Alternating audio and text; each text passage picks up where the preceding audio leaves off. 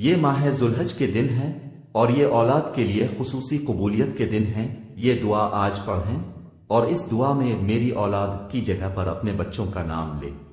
بسم اللہ الرحمن الرحیم۔ اس دعا کے ساتھ کہ اے پروردگار میری اولاد کو اس حال میں مجھے عطا کیا جب میں بہت ناتواں تھا، اسی لیے میری اولاد کو اپنے پناہ میں رکھنا کیونکہ میں ان کو پناہ دینے میں طاقت نہیں رکھتا۔ اے پروردگار میری اولاد کو ہر برائی، شر اور نقصان سے محفوظ فرما۔ اے خدا میری اولاد کو ہر بیماری سے محفوظ فرما۔ اے مہربان رب، میرا امتحان اور آزمائش میری اولاد میں قرار نہ دینا۔ اے پروردگار میری اولاد کو اپنی آشکار اور پنہا آزمائشوں میں کامیاب فرما۔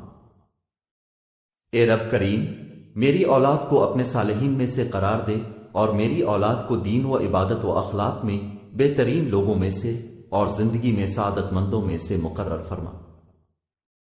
اے پروردگار میری اولاد کو حلال کے ذریعے حرام سے روک دینا اور کرم الہی سے اپنے سوا کسی کے محتاج نہ کرنا۔ اے رب رحیم جس طرح اپنی کتاب پاک کی قیامت تک حفاظت کرنی ہے، میری اولاد کو شیطان کے شر سے محفوظ رکھنا۔ اے مہربان رب اپنے پاکیزہ ترین بندوں کے ساتھ دوستی اور قرب اور اپنی ذات پر توکل میری اولاد کو نصیب فرما۔ اے پروردگار وہ تمام بیماریاں جو روح و جسم کو نقصان پہنچاتی ہیں میری اولاد سے دور فرما اور اپنے ارادہ خیر کے ذریعہ مجھے توفیق فرما کہ میں اپنے بیٹے کے لیے بہترین امیدیں اور آرزویں کروں اور ان دعاؤں کو قبول فرما۔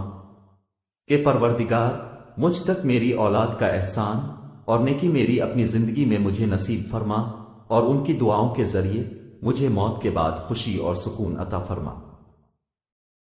اے رب، اے رحمان، اے رحیم میں اپنے بچوں کو جو میرے جگر کا ٹکڑا ہیں تیرے سپرد کرتا ہوں۔ جس وقت وہ میری نظروں سے اوجھل ہیں وہ تیری نگاہ کے سامنے ہیں، انہیں اس عظمت کے ساتھ محفوظ فرما جو تیرے شان میں ہے۔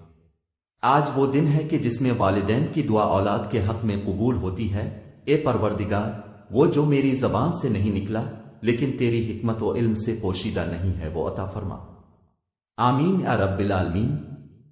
آپ اپنی اولاد کے لیے ان مبارک دنوں میں دعا کیجیے اور اس میسج کو ہر ماں باپ تک پہنچا دیں یہاں تک کہ وہ اپنی اولاد کے لیے دعا کریں اور آپ اجر کمائیں۔